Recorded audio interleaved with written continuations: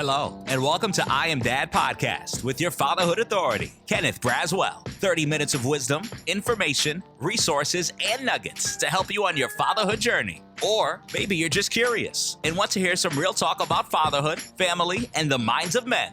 Well, guess what? We got you too. Sit back, grab your pad and pen, and maybe even bring a little something to sip on. Enjoy 30 straight minutes of fatherhood, family, and fun with the Fatherhood Authority, Kenneth Braswell. Welcome to I Am Dad Podcast. I'm your host, Kenneth Braswell. Thank you for joining us on another episode in our fourth season of I Am Dad Podcast. We are excited. We've had a great month so far. The listenership is continuing to rise. We still sit at we actually fell down a couple. We were at number 5 last year. We're now at number 7. I'm trying to figure out what happened that pushed us down to number 7 on FeedSpot. But we are the 7th highest rating fatherhood content podcast of about 600 subject-related podcasts around the world, according to FeedSpot. And so, which is really, really cool. And so, I'm still striving to get to number 1. And so we'll be doing some work this year, specifically getting you guys to subscribe more. That's what has to happen. So we need for folks who are gleaming the information that we're putting out there to actually subscribe to the podcast. I think that is the element that kind of moves us up the ladder a little bit. So I'm excited about today because on today's I Am Dad podcast, we are honored to welcome Dr. Azaliah Israel. She's a leading scholar and advocate in the field of Black fatherhood. Dr. Israel has dedicated her career to deconstructing and transforming narratives surrounding Black fathers through innovative narrative interventions. With a doctorate in public policy from the University of Arkansas, post-doctoral experience as a Congressional Policy Fellow at Penn State University, and her current role with the National Responsible Fatherhood Clearinghouse, Dr. Israel is at the forefront of advancing family policy and fatherhood initiatives.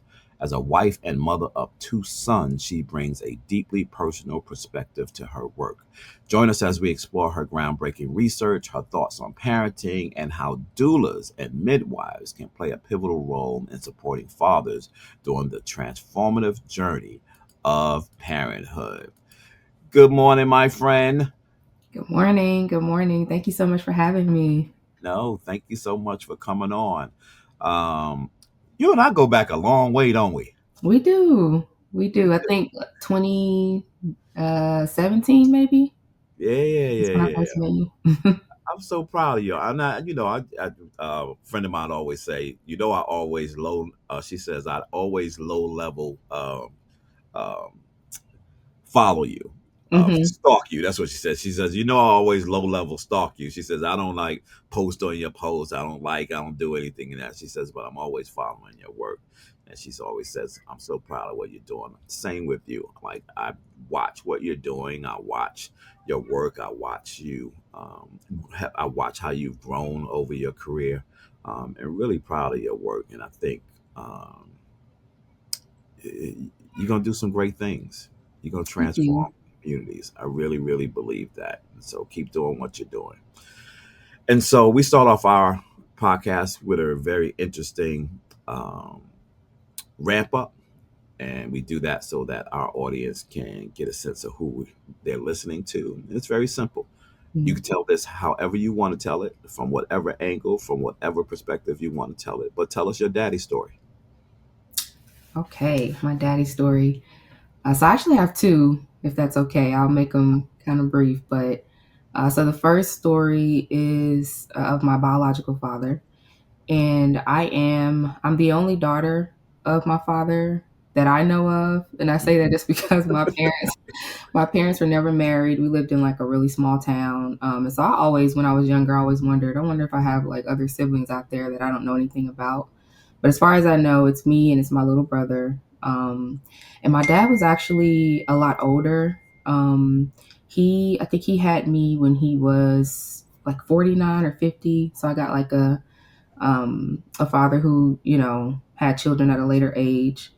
And like I said, my parents were never married, but my father was definitely present in my life. He lived maybe maybe like 5 minutes away from us. And so I did see him often. I saw him constantly. I just didn't have the benefit of having kind of both parents in the home.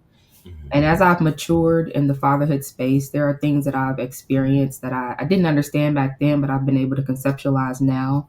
And one of them is just the relationship between my mother and my father versus the relationship that I had with my father. And I think sometimes those things kind of got mixed up. And I've learned now as an adult to just appreciate him for, the ways in which he supported me versus whatever tumultuous things that were happening in their romantic relationship. But my father he passed in 2016, and it was the first year of my doctoral program. And I definitely took some time after that to just reflect, because at the time I was always interested in fatherhood work, and his passing just made me reflect a little bit more and try to get a deeper understanding of the space. And I think being in fatherhood has been very therapeutic for me, in understanding him. And yeah, I think that was just like my first experience. And then my second fatherhood story is one where I had an opportunity to be fathered as an adult, which not a lot of people get a chance to experience that, but I'm so glad that I did. So I'm originally from Arkansas, but after I finished my PhD program, I moved to Oklahoma in I think it was 2017, and I started attending a church, and there was a deacon there who I've built like a really strong relationship with. And I just watched him over the years, his interactions in the congregation, his interactions with his family, and I just really grew to admire him. And he became kind of a surrogate father to me. He was the one who introduced me to my husband.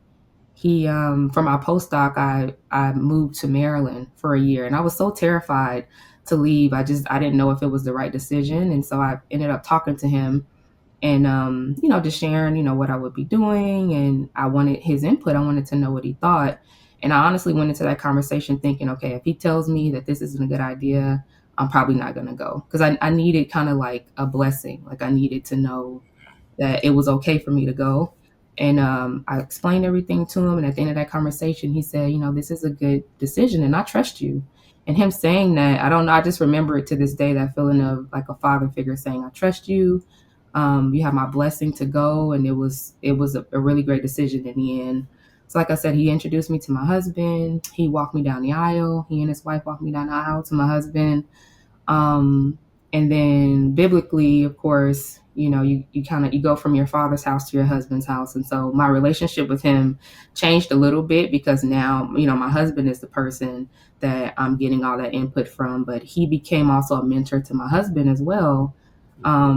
And so now he just has like a really, I don't know, a really profound place in our family. When I had my first son, I had to have a C-section, unfortunately, and he was like the first person that called when I was in the hospital recovering. This past year, I had my VBAC, which is a vaginal birth after a C-section. I had a home birth, and he and his wife were the first people that called. They were on a cruise at the time, and so they called after everything, and he was just like, I'm so proud of you. This was such a huge accomplishment. So yeah, I think I definitely want to give him kudos for the ways in which he's supporting me and continues to support me. So I kind of had the benefit of having, kind of two stories in that sense.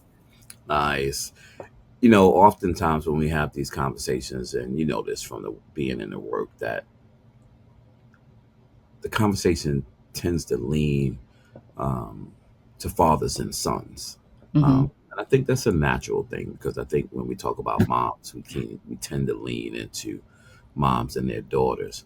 Why is it important for you as a female to really be doing this work and doing it from your perspective, and also exploring it like from your bird's eye view and not from a male's eye view?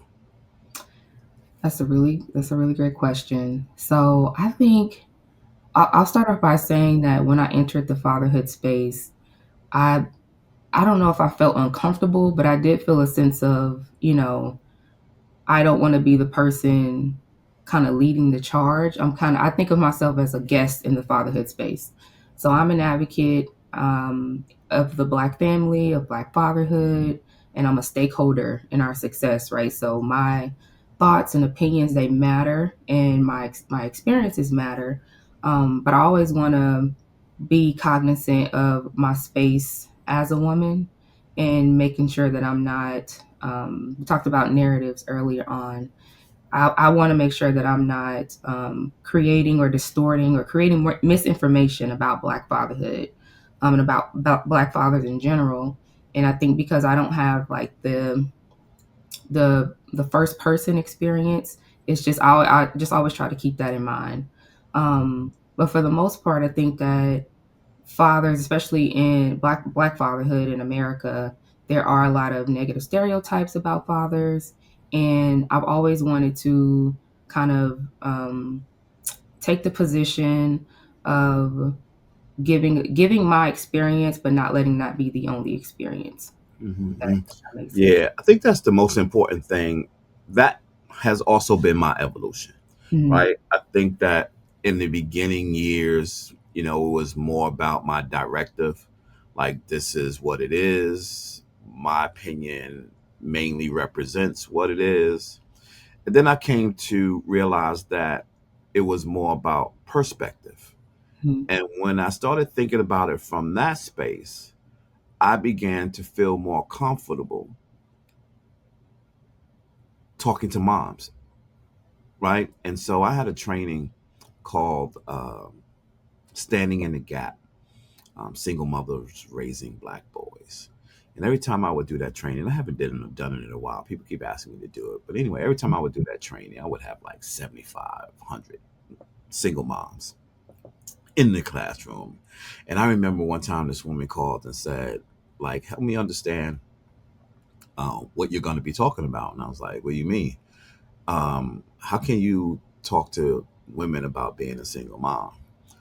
And I said, you show up and I'll tell you. I said, I'm not going to have the conversation with you here. That's the whole purpose of having the workshop. You come to the workshop.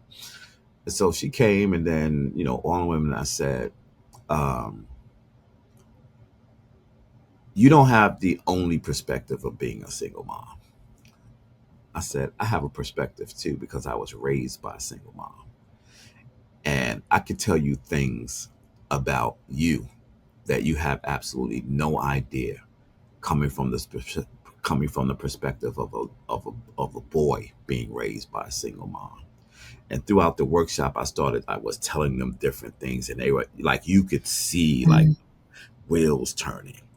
And I said, and so what's important about this family stuff is that we bring our own perspective to the place. And so I really am praying that that's not the space you're in, that you become more and more comfortable as you sit in your perspective, Mm-hmm. because that's important. It's important for me to hear your perspective, because I take your perspective into account when I'm talking publicly around fatherhood. So it's not solely my vision from Kenny Braswell's experience.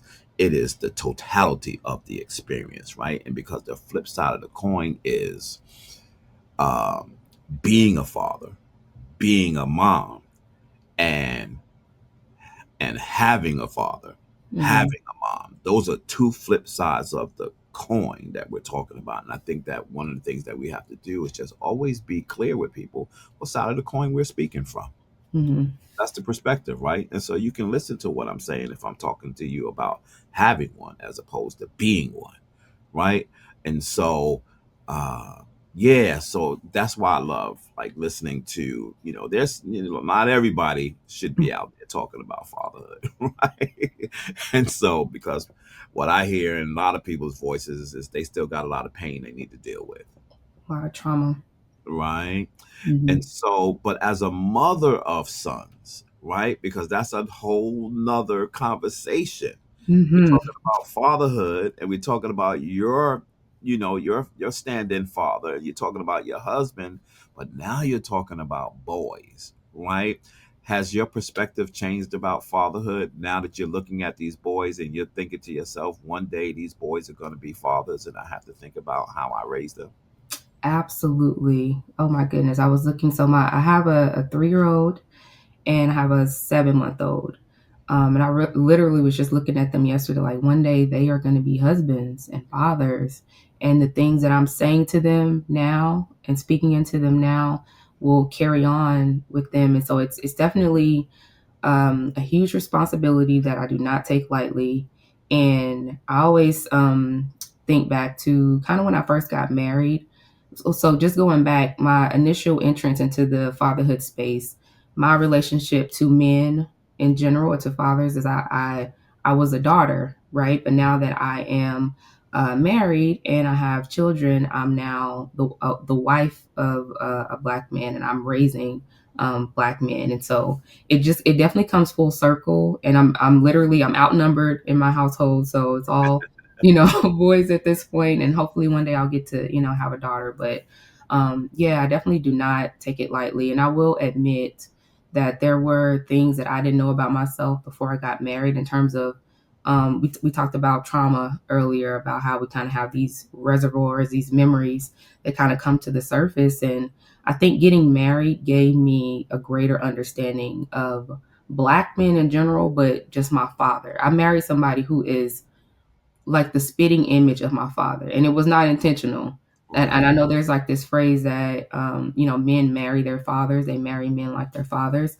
And I honestly did not go out looking for somebody like my father, but my husband is his personality, his walk, down to his appearance. My dad was he was forehead bald, and my husband is forehead bald. So I always thought that was really interesting that I ended up marrying somebody who was exactly like him. And I don't think it was by accident. My father had a lot of great qualities. He was very stern, but he was also friendly as well. And so being married has given me a greater perspective into the experiences of Black men, especially when we had our first child. So I was going through the experience as a first time mother, but I also got a chance to put on my researcher, practitioner hat and look at here's my husband who's a case study. It's his first time being a father. And then so like as we kind of maneuver through the process together, going to OB appointments, interacting with other social service providers, I saw what it was like for him to be ignored in some of our appointments, and to not really be cared for in the same way that I was. So it's kind of like, okay, here's a woman who's pregnant. My husband, he's here, he's present, but they always kind of directed their questions to me. I remember after my first son was born, I had a C-section, as I mentioned, and we were in the hospital. And so everybody who came in to give us literature, to give us updates, they were always just giving me this direct eye contact. My husband's here, right? Like sleeping on the little hospital bed couch, like present. And they disregarded him. They kind of ignored him. And I was offended. I was deeply offended by that. And we read about that in literature, but here's somebody who I love, who I made a baby with, and people are ignoring him. And it really, it hurt me. And then it also made me want to incorporate that into my work as well. So, yeah.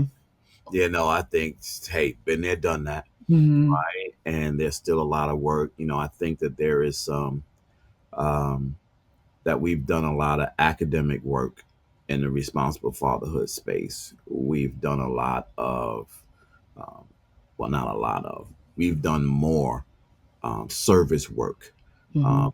in the responsible fatherhood space. But the area that I think that we have not done enough work in yet is in the cultural work, and that is the culture of America and the culture of family dynamics, and that is where that happens. Like that is a culture, for practitioners to look to practitioners who are educated and trained to serve families literally ignore half of the family, right? And don't recognize or realize that.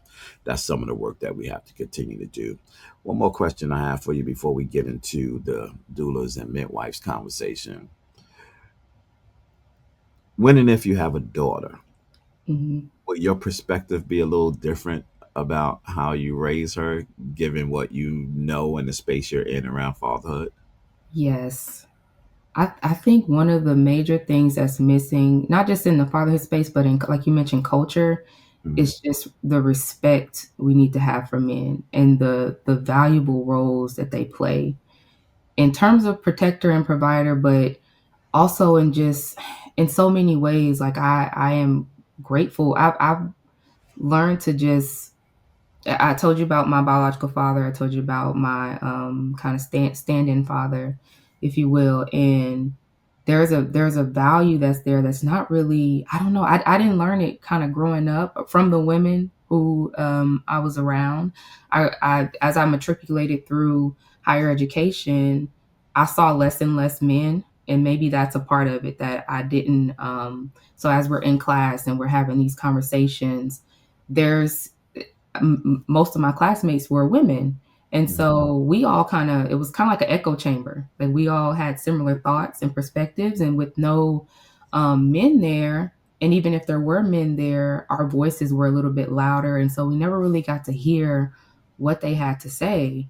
And when I got married, I finally got a chance to hear um, what men have to say, and I had to just listen to it, not interpret it, and not hear it the way I wanted to hear it, but really listen to like what is your experience, and do you feel valued, and do you feel appreciated? And so my primary mission with my daughter will be to instill that in her, that men are valuable, that we need them in society. It's so scary that we've gotten to a point where women don't think that they need men.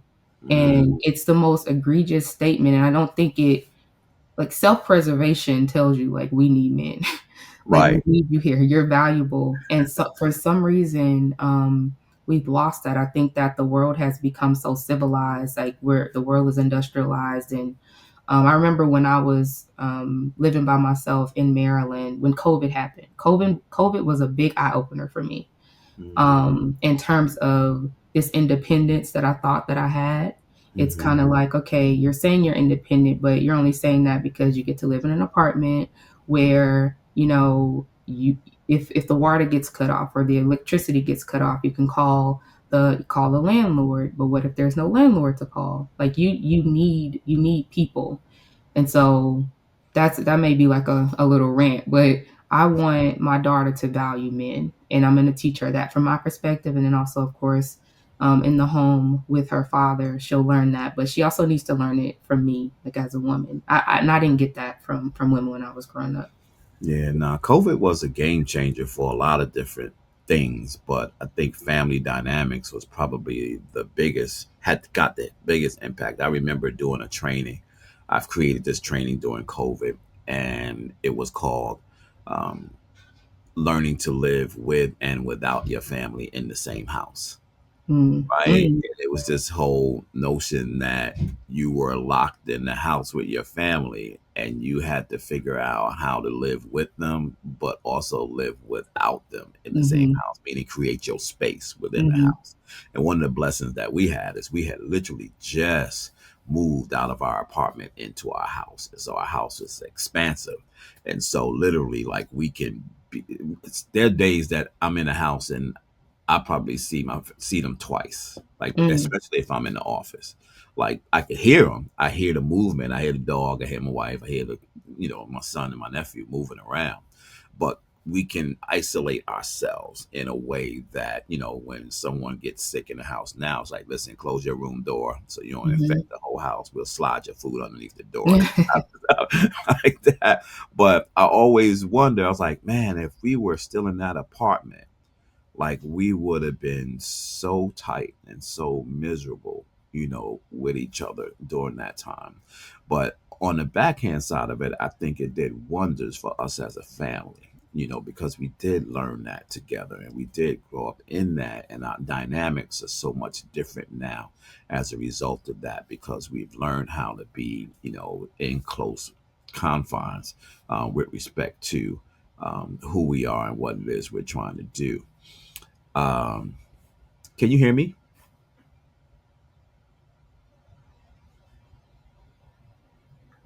Okay, you froze there for a second. You back? Okay, are we back? I can Yeah, see you now. Okay. yeah, you froze for a second. I need to write that down. 12, 24, 12.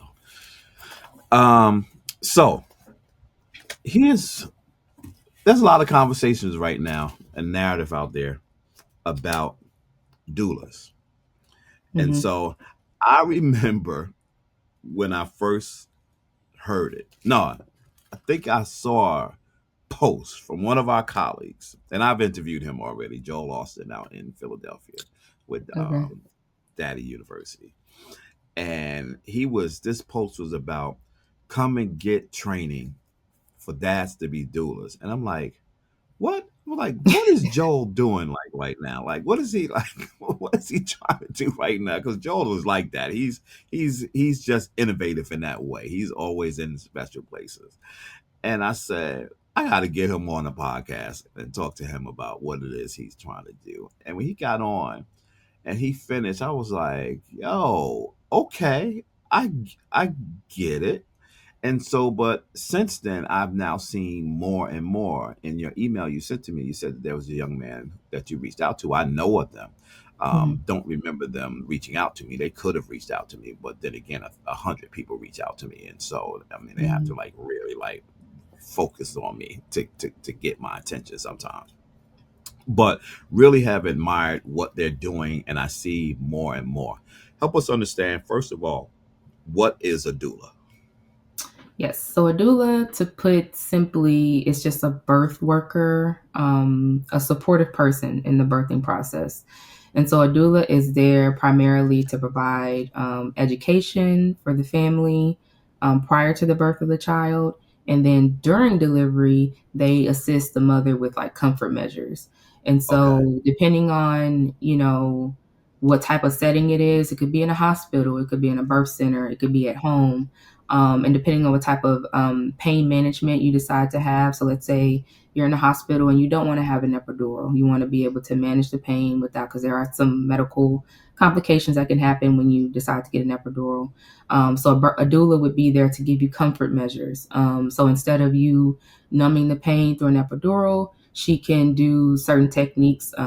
My favorite one is something called like a hip squeeze, a double hip squeeze. So as you're having a contraction, they can just provide some relief. Like you will still feel it, but it's just some relief, so that you can have the birthing experience that you want to have. And they, as I said before, they do provide education to families. And so in this time where infant mortality and maternal mortality rates are high within certain communities, they can be an advocate in a system that may not necessarily be attentive to the voice of the parents.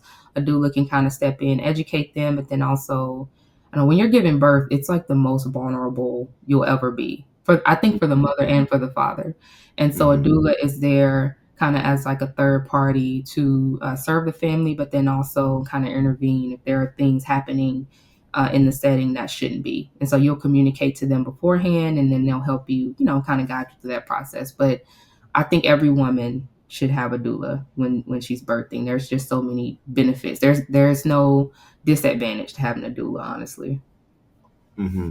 What's the difference between a doula and a midwife? So the difference is primarily in kind of experience and education.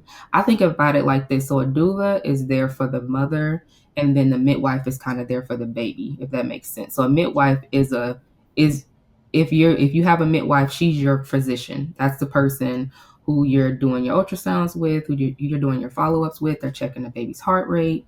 And then during birth, it's kind of the same where the doula, like as I said before, is providing comfort measures to the mother, and the midwife is the one kind of focusing on delivering the baby. And so when you have both, it's like it's really great.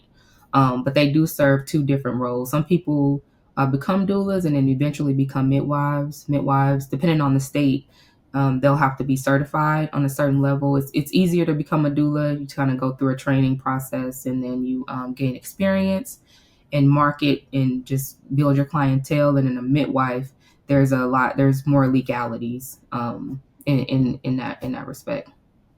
Hmm. So in this space, what is the unique value that fathers bring to this space? Yes. So, I mean, we've always known, you and I know that fathers are, you've said before, like no child is fatherless. Every child like has a father. It Mhm. just depends on where he is.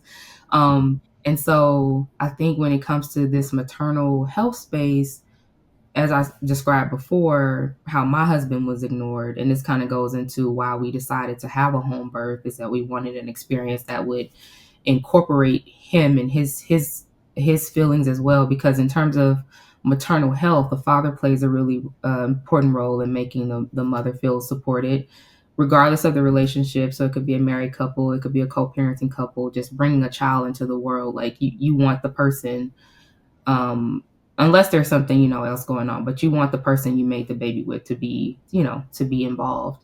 And so I have like a quick little story. When we first, my first pregnancy, we did select a midwife.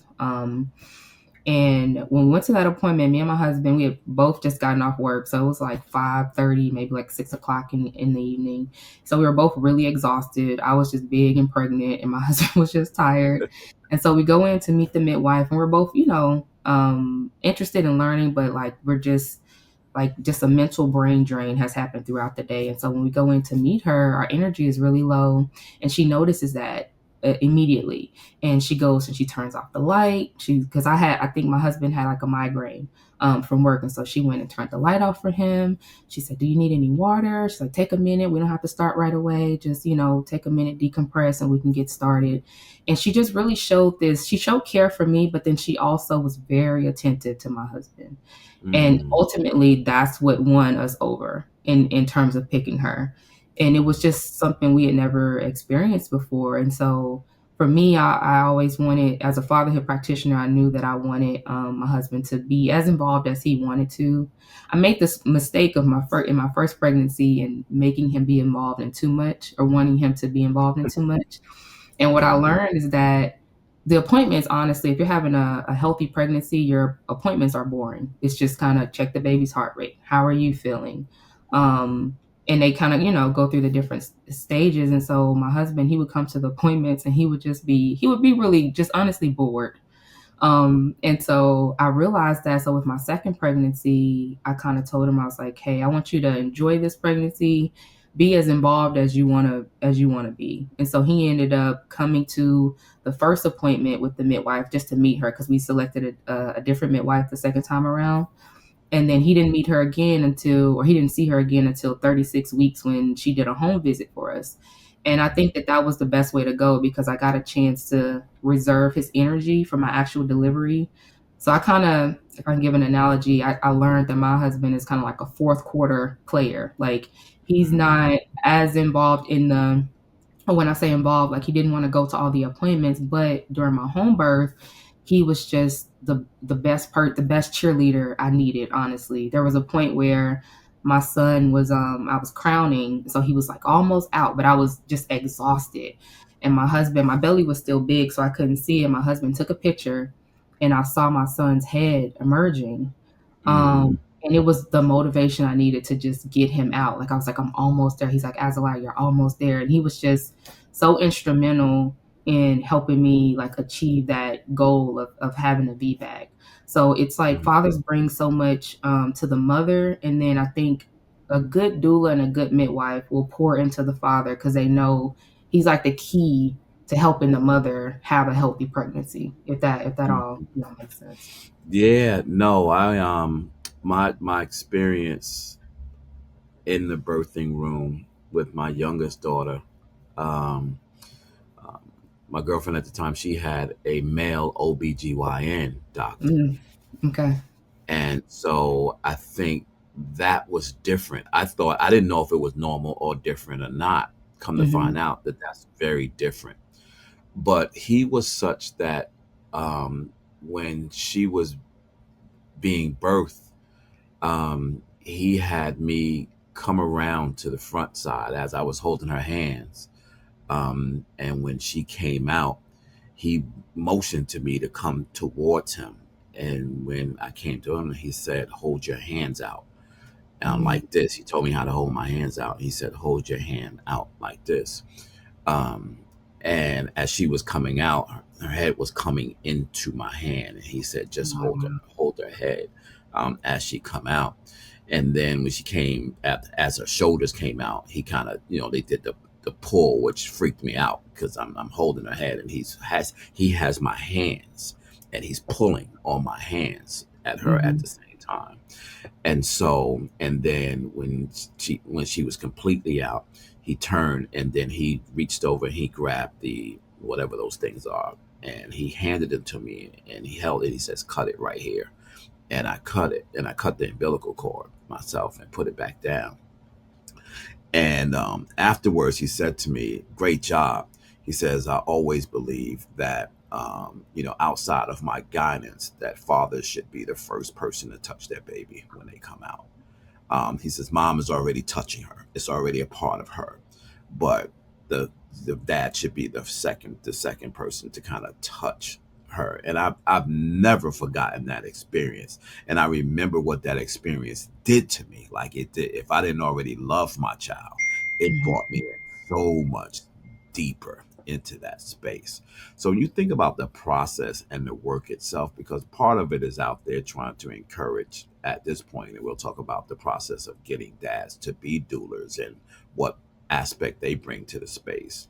But in terms of getting more dads, getting more institutions, meaning the hospitals, the doctors, the clinics, and thinking about very proactive ways in changing the culture of the hospital to include dads more in maternal health, and prenatal health. What does that look like? What are some of the things that can be done to encourage them to be more conscious about the involvement of fathers? And then what the research says, right? When Mm-hmm. fathers are involved. So first, I just want to say the experience you had, that's beautiful to hear. It's not a common experience. I've heard just trauma stories of just, men being disregarded in the space. And so the fact that you had a physician who understood that and understood the power of like personal touch, of that being that, I mean, it's your child. You definitely should be, one of the first two people to touch him or her. And I just, in terms of a home birth, that's the beauty of it. I know a home birth is not, it's not feasible for everybody, but a good midwife will make sure that she's not the first person to touch the child. Like that makes a difference. So my husband actually, so we had a pool, so I had a water birth. My husband was supposed to like catch it. That's what we rehearsed, that he was supposed to catch the baby. And by the time Mhm. he was ready to come out, I don't know, my husband went somewhere, and it kind of just, he was in the pool with me, and then he went to go do something, and then the baby, it just happens like really quickly. But I remember when the baby came out, so he's in the water, and my midwife was careful not to touch him. She said, "Here, there's your Mhm. baby, like grab him, pick him up, grab him." She did not want to be the first person to touch him. And that Mhm. type of care, like I said, the fact that you got that in a hospital setting, I think is absolutely beautiful. They don't really concern themselves with, for the most part, concern themselves with, what is the experience of the father, in that space. So I'm so happy that you got to experience that. But Mhm. I think in terms of training, I think we need more training, right? In the past, or just historically, birthing was not something that happened in hospitals. It kind of got commandeered a little bit at first. Every if you think about in olden times, like everybody had a midwife, or if not a professional midwife, it was just women who helped birth the children. And you didn't have to worry about going to hospital. But I definitely think we need more trainings, and there's a lot more awareness now. There's a Netflix not Netflix, Hulu documentary, what is it called? It kind of goes into, it's like two intertwining stories of women who, had they birthed their children. They ended up having C-sections, and both of them, unfortunately, they died. And Mhm. so the husbands, the fathers of the children, the documentary basically follows them and how they're trying to change the healthcare system. Mhm. And I'll have to, I think the name will come to me, as we go through this podcast. But I thought that was a beautiful example of how that advocacy happens. Like, it takes a tragedy. The program you mentioned earlier, not the one from Joel Austin, but the one I emailed you about at Dads of Ask the doulas. Doulas. They just had a webinar last week. And I love the origin story of it, because there's a father in St. Louis who, his wife was pregnant, and so complications happened. The end result, unfortunately, was that he had twins and both of them died. And so in his grieving process, he turned to one of his childhood friends who happened to be a doula. And so she helped him process that grief. And then they created dads to doulas to help prevent it pretty much in the future. He went on to have other children. But like I said, I love the origin story because it's built from this personal experience. And like I said, we know what the research says about fathers and how important they are for maternal and mental health. But that program, I think, is like, it's a step in the right direction. And right now they're just in St. Louis, but they do have plans to expand and kind of train other doulas to do it in different regions. So I think it starts with something like that. And then we broaden our perspective. But I'm so happy that there are more conversations going on in the space, because it's just so important. Mm-hmm. What Yeah. can they do? Because I don't, and it's not a fear, it's just something to watch. Hmm. As more and more these groups begin to emerge, Hmm. to encourage dads to become doulas, what I don't want lost is that there are ways that dads can be involved in the births of their own children, right? Hmm. Without having to be a part of a group to do it for someone else. If you had to give guys advice, because one of the things that happened, as a result of that experience for me, is when my son was born, I was more proactive. I was more, at that point, I was empowered. I was like, when Hmm. I was in the room, I was like, no, I'm gonna be right here. It was a different, it was different. It was, no, I'm touching my son. I'm holding him. It was more that I had already primed that Hmm. before we got there. They saw me. They knew who I was. They knew what I was trying to do, and I was a little more proactive in the room itself. And so I'm wondering, what is it what is the messaging to a regular, everyday, any day dad that's having a baby, possibly his first baby, and maybe not, to be more engaged in this way, and what should he be thinking about? Yeah, definitely. So I do want to mention, I think the way that the Dads to Doulas is set up is that they you they are working with you to be an advocate for the mother of your child. So it's not that you're, going to assist like other people, unless you want to do that. I think that that's a thing. But for the most part, it's like what you just said. The second time around, you were an advocate because you had that experience. I think a lot of fathers feel like, well, the woman is pregnant, so she'll kind of take care of that, and then you're kind of like in the background. And it's like, no, you step forward because you need to protect the mother of your child and your child just in general. I remember when when I had my C-section in the hospital. I don't know if you remember this from the hospital setting, but they literally come in the room, like it seems like every 3 hours, just to check something. I don't know. You're exhausted from delivery, but they just want to come in and check something. So my husband, at one point, he had to go home and get something I left. I needed for like my hospital bag, and he said, "Okay, now lock the door and don't let anybody in until I get back." I'm thinking to myself, okay, I don't know if that's legal, but okay. And it was just this protective factor that he was like, I this is my wife, this is my child. I'm gonna protect them. And ultimately, I think that's why we wanted to do the home birth, because at home you have more control over the things that are happening. And although a home birth may seem scary to some people, there's a level of autonomy that you get that I'm just an advocate for home birth. My next mission in life is to figure out how to make it affordable. A lot of health insurance Mhm. companies, they don't cover it, so most people end up paying out of pocket for it, and it can be expensive, but it's definitely an investment that's worth it.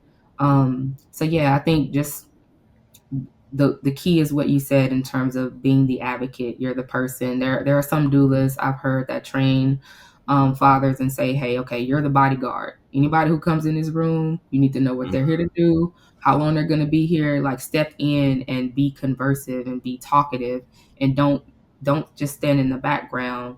Because you're necessary. You could literally save your child. Mhm.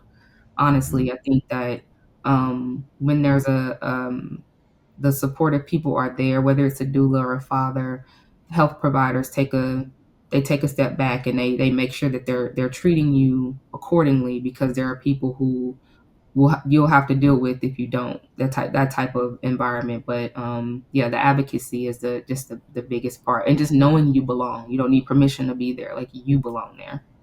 hmm There's a lot of conversation today about maternal care, and particularly, men engaging and advocating, for what is particularly happening more right now with Black mothers and losing our mothers on the birthing table.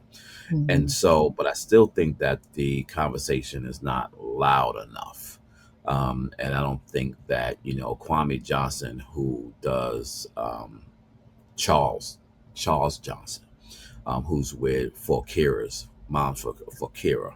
I think he's part of that documentary you're talking about. He's here in Okay. Atlanta. He lost his wife on the birthing table, and he goes around the country advocating for maternal health care, specifically for Black women. Is there a nuanced difference and a more of an urgency um, for Black mothers and fathers to think more seriously about being involved more together in the early stages of their child being born than for others?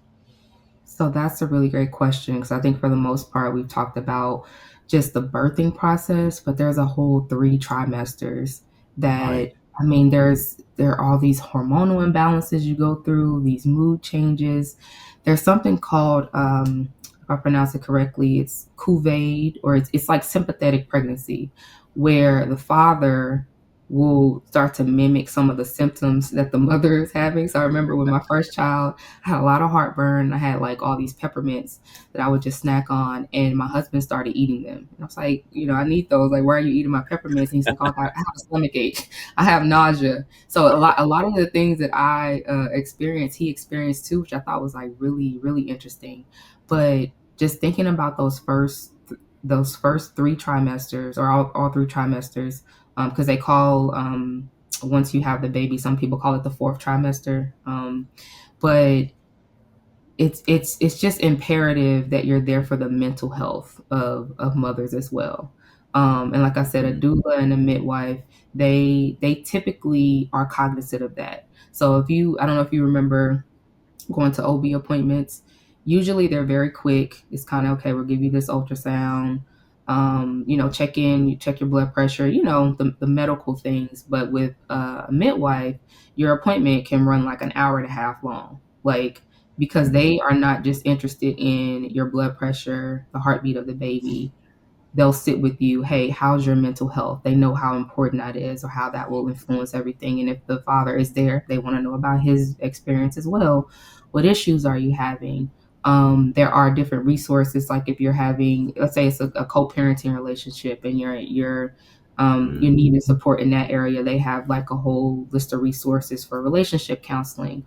Or if you need to go to an outside source for like a postpartum counselor, not a postpartum, but a perinatal counselor who counsels during pregnancy, and they have postpartum counselors as well. Um, there's just so much that happens, like I said, in the beginning stages, and it's not just imperative to be present at the end, but just throughout the entire thing. Yeah, all of that plays a role. Is there enough literature out there from a research perspective on Black fathers in early childhood development and prenatal care? I don't think that there is some. So I do want to give credit where credit is due, but we definitely need more. We definitely need more. And I think that like I said, we're going in the right direction in terms of providing that support. I would love to see, as far as the dads to doulas and the one you mentioned with Joel Austin, I would love to see case studies. I would love to see, people going in and exploring what fathers' experiences have been, and evaluating some of those programs and seeing how we can create them in other environments and improve upon them.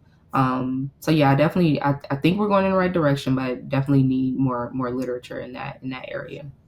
Yeah, well, we need a lot more literature in a lot of different places. And so, Mhm.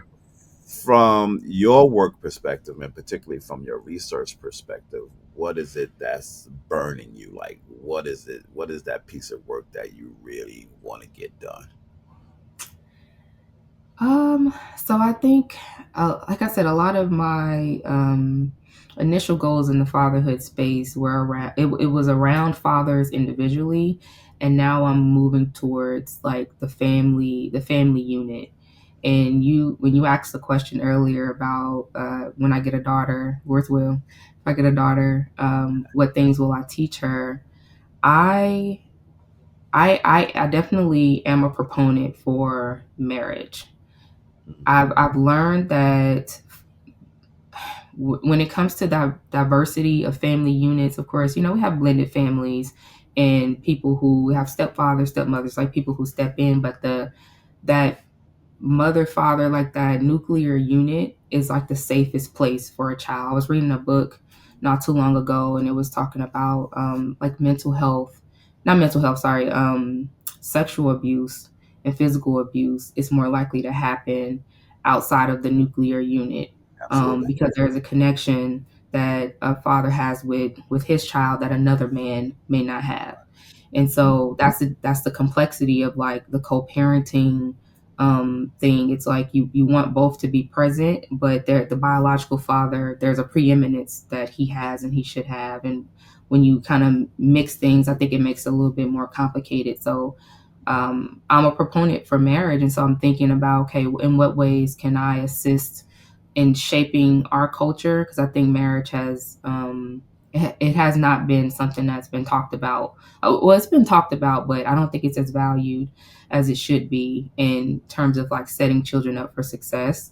And so that's kind of my focus. Even me as a wife, as a woman, I've learned valuable lessons that I can now carry on to my children. And I want to be more active in that space, in creating a pool of women who are suitable for marriage, so that men have better options, honestly, and women having better options as well. But from my perspective, of course, I want to talk to women in terms of in that space. So I'm still thinking it through, but that's kind of what I've been thinking about most recently. Yeah, we should talk some more. I have some ideas about this upcoming grant cycle. Some things that I want to see happen. And I think that we're in a great position to do it here in Metro Atlanta because of our success with our fatherhood program. Hmm. And I'm looking at creating a bridge from our fatherhood program into the reframe space, Hmm. but from a very different perspective.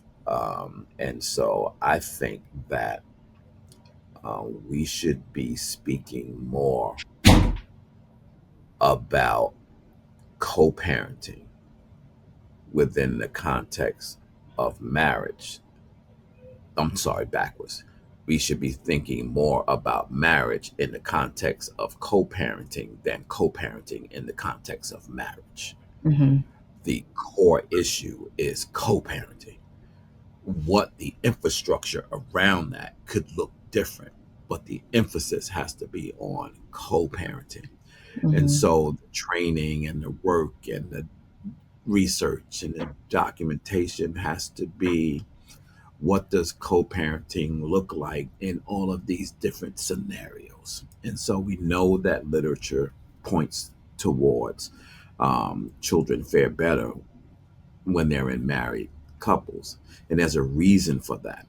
But the same dynamic that is created as a result of being married can also be created for two individuals who are cohabitating, Hmm. or who may not be together, or who may not be biological. And so I think if we begin to start speaking about it from that perspective, then you can begin to start focusing a little more on co parenting, and people will figure out the dynamics of the relationships Hmm. if they understand that co-parenting is the most important component of what we're talking about with respect to our children. I want to play that out. I think that's a theory in my head. Um, Hmm. if we focus on co-parenting more than we focus on marriage and relationship, that children would have better outcomes. because we would focus on creating a stronger support circle around them. Now, the beautiful thing about that is if parents begin to dig deeper into being better co-parents, they might get hooked up. They might get married. They might get, they might get more serious about those things. But until you are able to like really get them to move and thinking about how do you do this, particularly from a younger perspective, it's particularly from, even if we dig back a little bit into high school, right, and begin to start doing some work with high schoolers.